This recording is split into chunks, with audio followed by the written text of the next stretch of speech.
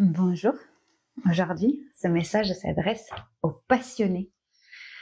Ah, les passionnés, vous êtes nombreux, nombreuses, et je sais que ce thème va beaucoup vous parler et que vous faites tous face au même problème et qu'il est pourtant si facile d'enrayer. Alors, vu que c'est facile, on va le faire ensemble aujourd'hui.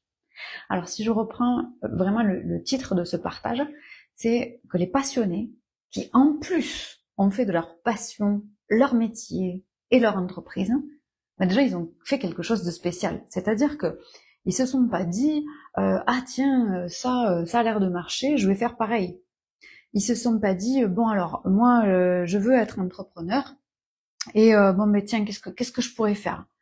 Voilà, souvent on voit ça, hein, il y a des thématiques dans l'entrepreneuriat qui sont quel projet choisir, quelle activité choisir si je veux être entrepreneur. Non, non. Les passionnés, le mouvement, il va pas dans ce sens. C'est-à-dire que je me mets dedans, du coup, on est du verbe naître ou on est du verbe être avec une passion.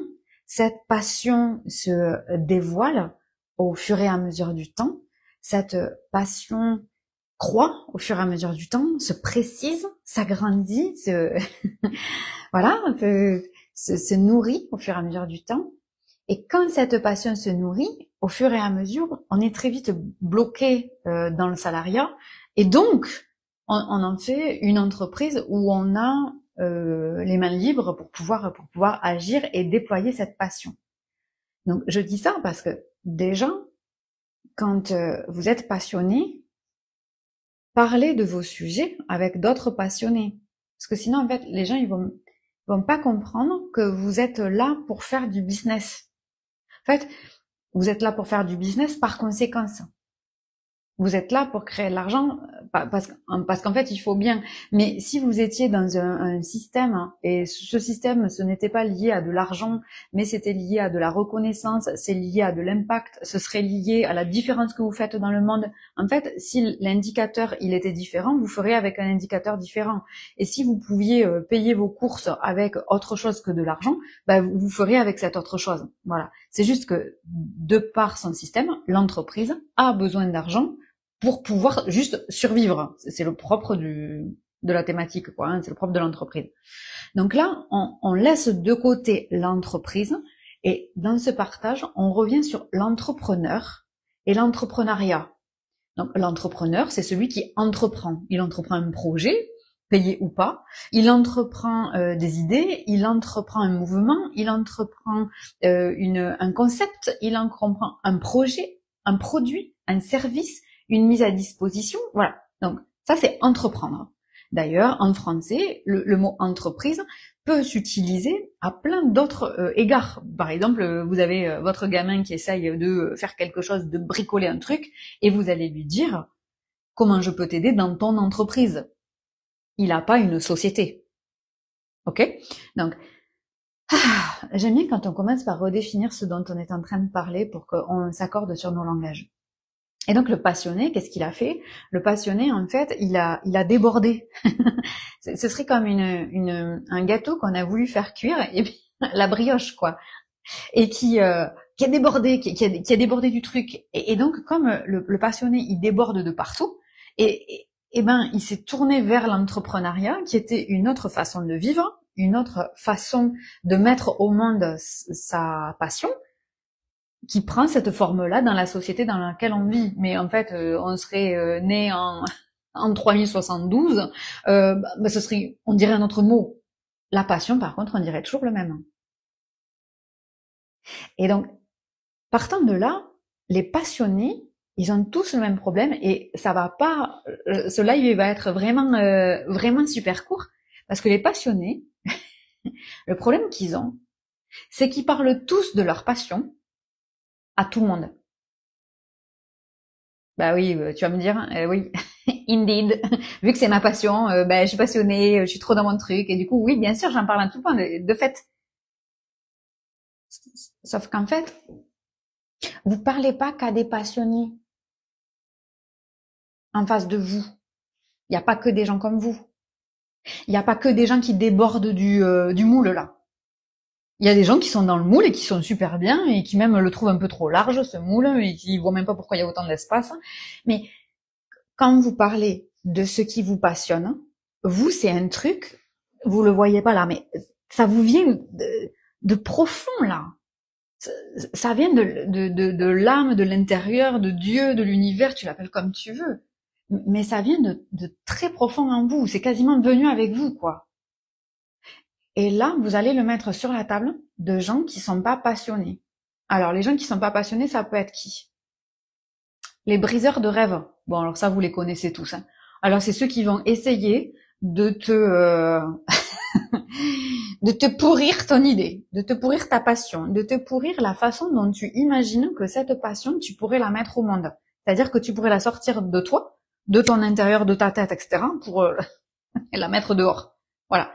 Les briseurs de rêves. Ça, on va pas les détailler, tout le monde les connaît. Ok. Il y a le temps. Il y a le temps où tu as l'impression que en fait, le temps défile et tu t'en es jamais occupé. T'as laissé de côté parce qu'en fait, t'as plein d'autres choses à faire. Parce que quand t'es passionné, en général, t'es multi-passionné. T'as pas qu'une passion. T'as plein de trucs qui te passionnent et qui sont en général différents. Et en fait, tu perds du temps. Et souvent, tu parles de ça avec des spécialistes de la perte de temps. Et du coup, tu perds encore plus de temps.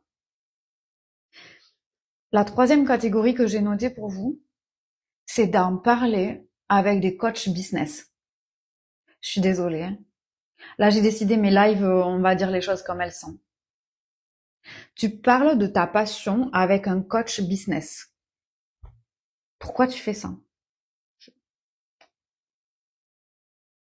Je sais pas. Je sais pas pourquoi tu fais ça. Alors, attends. Donc, on va faire comme tout à l'heure. On va reprendre les termes coach business, ok? Donc, business, c'est quelqu'un qui est là pour faire du business. Dans les termes d'aujourd'hui, ça veut dire quelqu'un qui est là pour faire de l'argent. Ok. Sauf que toi, t'es pas là pour faire de l'argent. Alors là, ça va nourrir ton truc du genre, ah ouais, mais comme quoi, je suis inadaptée à cette société, de toute façon, ce système, il est pourri. Enfin, je sais pas ce que tu te dis, mais en général, c'est des trucs comme ça. Non, mais en fait, si on pouvait vivre sans argent, ce serait quand même plus facile, hein. Et si. Toi, t'es pas là à proprement dit pour faire du business. T'es là pour vivre de ta passion et de te faire plaisir. T'es là pour avoir un mode de vie qui soit ultra qualitatif parce que ta passion te permet de prendre soin de ta santé, de voir tes enfants, de construire quelque chose que t'aimes, de bâtir quelque chose, de vivre dans une maison particulière, dans un endroit particulier du monde, de faire quelque chose avec ta famille, avec tes parents âgés, avec des gens malades. Moi, je sais pas, j'ai une surreprésentation dans mes clients. Mais ils veulent tous créer un endroit où il y ait des gens qui puissent venir se réfugier. Alors, un espace où des femmes pourraient venir se réfugier en cas de problématique de violence. Où des enfants pourraient être accueillis, machin. Ils ont tous ça. Ou des personnes âgées. Alors, ils le disent tous de manière différente, mais ils veulent tous créer ça. Par conséquence, d'être payés pour faire ce qu'ils ont fait. Et le coaching est une pratique. C'est un art avec des bornes. C'est-à-dire que soit c'est du coaching, soit ça l'est pas. Soit je suis fleuriste, soit je suis esthéticienne. Mais c'est pas le même métier. C'est pas de la thérapie, le coaching. Et c'est pas envoyer dire à quelqu'un tout ce qu'il a envie, tout ce que tu as envie de lui dire. Ok? Mais aujourd'hui, les gens qui utilisent le terme de coaching, premièrement, ne sont pas tous formés. Donc ça veut dire que potentiellement on accompagne des humains sans être formé à accompagner des humains. Bon. Et ensuite il y a un amalgame, entre le coach sportif, qui en fait s'appelle un entraîneur, parce qu'en fait on a quand même une langue riche en français, et on peut appeler un chat un chat. Un entraîneur, il est là pour t'entraîner. Il est là pour te pousser à aller plus loin que ce que toi tu fais. Le coach, dans la terminologie du coaching, il est là, coach, il est là pour t'amener du point A avec un point B et que toi tu trouves ton véhicule pour y aller. Il est pas là pour te pousser, il est pas là pour t'entraîner, il est pas là pour ça. Il est là pour que tu trouves tes réponses et ton véhicule. Sauf que coach business, ça ne peut pas aller ensemble. C'est une hérésie, en fait, la terminologie. Donc, que ce soit un entraîneur business, que ce soit un consultant en business, que ce soit peut-être.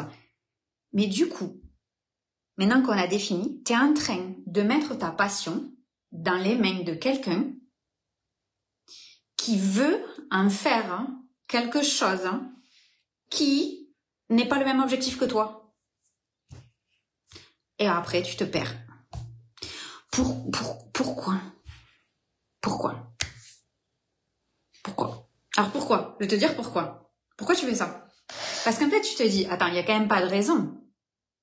Et oui, parce que il y a des gens qui gagnent beaucoup d'argent en faisant un truc sur lesquels ils sont pas bons, sur lesquels ils sont pas passionnés, sur lesquels ils sont pas formés, sur lesquels ils sont pas pertinents, sur lesquels même ça peut être dangereux. Donc toi, qu'est-ce que t'en conclus? Putain, si lui, il est capable de faire ça, dans ces conditions-là, mais moi, putain, je vais être le roi du pétrole. Mais oui, mais t'as raison, dans les faits, t'as raison, parce que imagine si en face de chacune des choses que j'ai dit jusque-là, tu y mets ta passion, ta formation, ta certification, ton sérieux, ton amour des gens, oui, c'est vrai, sur le papier. Mais en fait, on ne vit pas en théorie. Donc, les passionnés, qu'est-ce qu'il nous faut faire? Je me mets dedans parce que moi, je suis comme ça, mais c'est pour ça que je n'ai que des gens comme moi aussi. C'est que, déjà, arrête de parler de ta passion, de ton trésor, de ton idée, de ton concept, de ta vision, de ta direction, de ton idéologie, de ton éthique à n'importe qui. On va faire un truc simple entre nous. Arrête de parler de ce qui t'anime du plus profond de toi-même à n'importe qui. Parce que ce truc-là, cette passion, elle vit à l'intérieur de toi sans que tu ne fasses rien. T'es pas en train de te dire, tiens, je vais faire des actions pour que cette passion grandisse. Mais pas du tout. Cette passion, elle grandit parce qu'elle fait partie de toi, on est d'accord. C'est un peu comme quand une femme fait un bébé. Une femme fabrique un bébé à l'intérieur d'elle sans rien faire. On ne fait pas d'action. On n'est pas en train de créer les petits doigts, les petits yeux, les petits genoux. Non. On fabrique des bébés quand on a cette chance. Et le bébé, tu sais quoi, il se fait tout seul.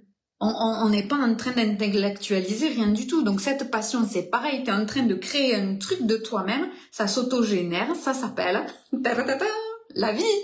Ok, ça s'appelle la vie. Ok. Donc ta passion, la vie que tu crées, elle est hyper précieuse.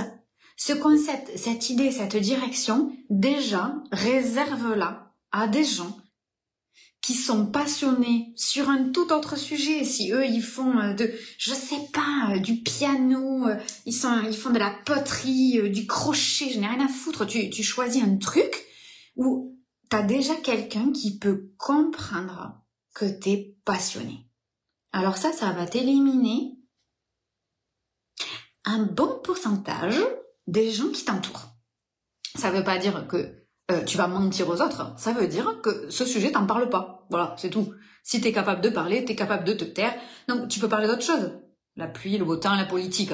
Politique. Bon sujet, ça évite tous les autres. Donc, parfait. Et parmi les gens qui restent, parle-en à des gens qui sont capables d'entendre. Pas d'écouter.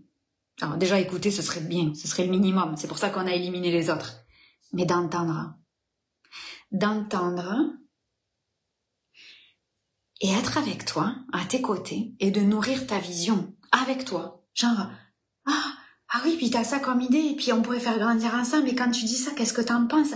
Et du coup, aux côtés de ces personnes, en fait, au lieu de mettre de l'eau sur la flamme, eh bien, ça fait encore plus de feu, ça agrandit le feu.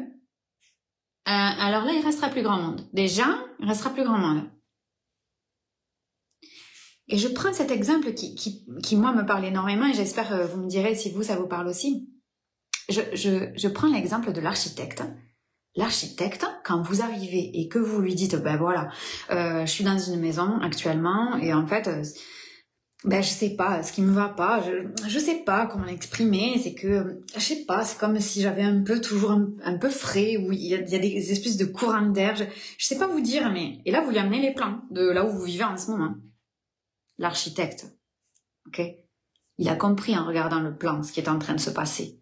Il est pas en train de t'expliquer ce qui se passe et qui va pas dans ta maison. Il te dit ok, maintenant qu'est-ce que vous voulez? Bah alors moi ce que je voudrais, et là de quoi tu lui parles quand tu construis ta maison? Tu lui parles de l'art de vivre dans lequel tu aimerais. Tu lui dis pas je voudrais une chambre de 12 mètres 12 sur 13 mètres 62. Non mais. Tu lui dis pas je voudrais un cellier avec 3 mètres 12 sur 1 mètre 83. Non mais en fait ça c'est son taf. Tu lui parles de ta vision, tu lui parles de ton idée. Et lui il va dire ah oui c'est intéressant, pourquoi vous voulez une chambre si grande?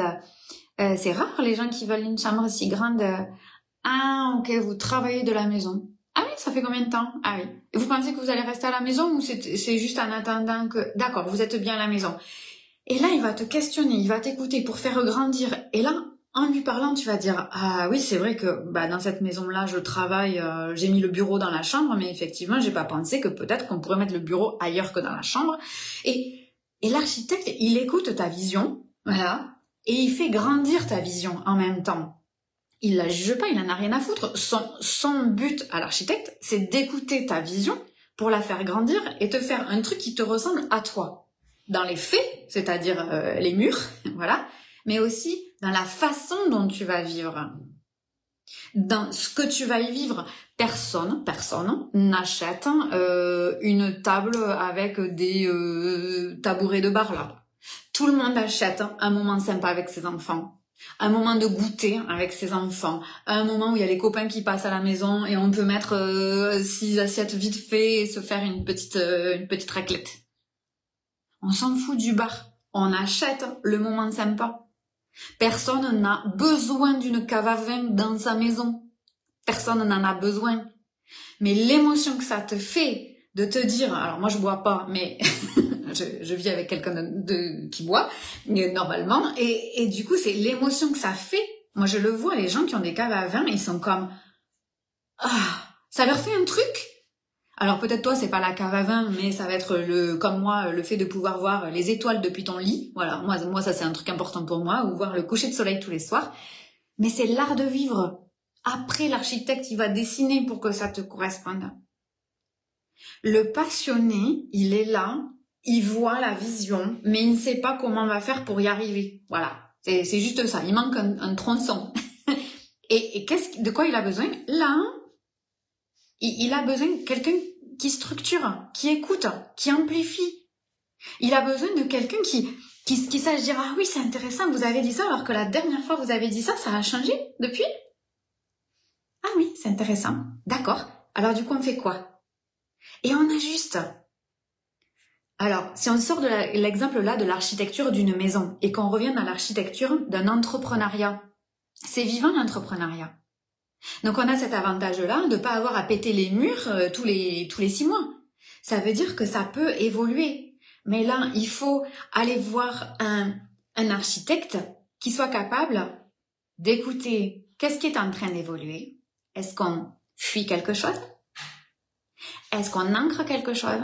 Est-ce qu'on transforme quelque chose? Et ça, c'est un métier. Voilà, c'est un métier. Et quand ce métier-là, il est porté par quelqu'un qui est passionné, ça change tout parce que c'est quelqu'un qui a le même niveau d'écoute de ce que toi tu vis que cette personne a de ce qu'elle vit elle-même. Elle sait ce que ça fait dans le corps, j'arrête pas de faire ça là, mais dans le corps physique. Elle sait ce que ça fait d'être envahi de sa passion, de pas pouvoir arrêter, un passionné, je sais pas, moi je dirais jamais à mes clients, ouais ben là maintenant c'est l'heure d'aller au lit. À part s'ils m'ont demandé de les aider à vérifier ça. Mais un passionné peut travailler jusqu'à 1h du matin et se lever le lendemain en étant bien. Pourquoi? Parce que à ce moment-là, il a nourri sa passion. Et donc ça la nourrit. Alors je dis pas, il faut dormir 4 heures par nuit, bien entendu. Mais nous, les passionnés, on a des moments comme ça où ça nous arrive. Et c'est ok. Pourquoi? Parce que pendant qu'on nourrit la passion, on nourrit la vie. Voilà. Et si nous, les passionnés, effectivement, on était payés en plaisir, en épanouissement, en ajustement au millimètre pour que notre maison elle ressemble exactement à ce que nous on perçoit de l'intérieur. Mais c'est tout ce qu'on veut, ça. Pour l'instant, dans notre société, ça se traduit avec de l'argent. Ça se traduit avec de l'argent pour l'instant. Mais c'est à nous de faire le job là. C'est à nous de dire de quoi on se nourrit. Et ce dont on se nourrit, c'est de passion qui est entendue, qui est écoutée, qui est amplifiée par quelqu'un ou quelques-uns qui vont te permettre d'amplifier ta vision, de la faire grandir et de la matérialiser. Et de dire, ah ben tu vois, tout ce que j'avais dans la tête, tout ce que je ressentais dans le corps, c'est ça. Et ça prend une forme qui est unique. Alors chez quelqu'un, ça va être, je te dis n'importe quoi, une machine. Chez quelqu'un d'autre, ça va être une porte ouverte. Chez l'autre, ça va être un livre. Chez quelqu'un d'autre, ça va être un service. L'autre, ça va être un site web. L'autre, ça va être une manière d'être au monde. Des habits. J'en sais rien. Moi, aucun de mes clients viennent pour la même chose. Mais tout ce que je sais, c'est que je fais ça depuis 12 ans, de bâtir des architectures entrepreneuriales. C'est-à-dire la façon de vivre. Et donc, ce qu'on vend, ça c'est la partie matière. Parce que ce qui frustre le passionné, c'est que ça reste là. C'est que ça reste là. Ok? Donc, parlez-en aux gens qui sont capables de vous écouter et de vous entendre. Si vous n'avez pas ça, moi je suis là, c'est mon métier depuis 12 ans. J'ai un accompagnement qui est en individuel forcément parce que ça on ne peut pas le faire en groupe de fait, sinon on ne fait pas des maisons d'architectes, on fait des maisons de lotissement. C'est des maisons aussi, mais ça n'a rien à voir. On n'y cultive pas un art de vivre, on fait des maisons. Voilà. Moi je fais pas des maisons.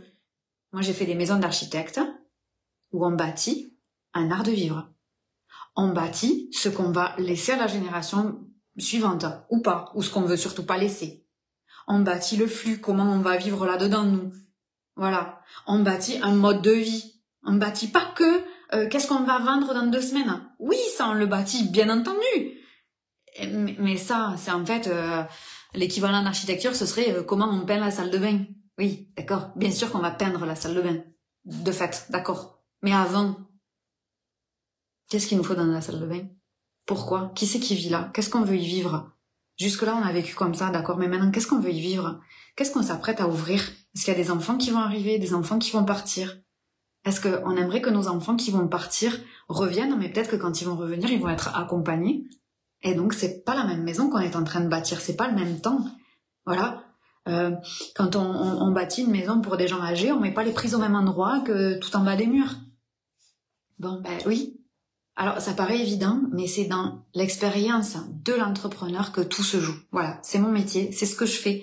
J'ai un one-to-one, il s'appelle bien évidemment Les Affranchis. L'objectif, c'est de s'affranchir de tout ce qui est en place aujourd'hui pour les passionnés, parce qu'il n'y a rien qui existe pour accompagner le passionné vers la traduction de ses idées, de ses concepts, mais aussi de son mode de vie, ce qu'il veut vivre au travers de sa passion qui est proposé. Voilà. Et moi, c'est ce que je fais. Je le fais depuis 12 ans et je parviens de mieux en mieux à l'expliquer. Donc, j'espère que ce sera clair. Tu me contactes, on trouve un moment, tu commences un lundi, tous les prix sont publics et moi, j'aime bien les engagements où on a le temps de construire la maison pour qu'on puisse parler des vraies choses. Donc, ça commence 1 mois, 3 mois, 4 mois, 1 an. Et mes clients, en moyenne, travaillent avec moi depuis 12 ans que je fais ça, en moyenne, pendant 3 ans. Voilà. Donc, je vous embrasse de tout mon cœur et contactez-moi, je suis là, je suis disponible.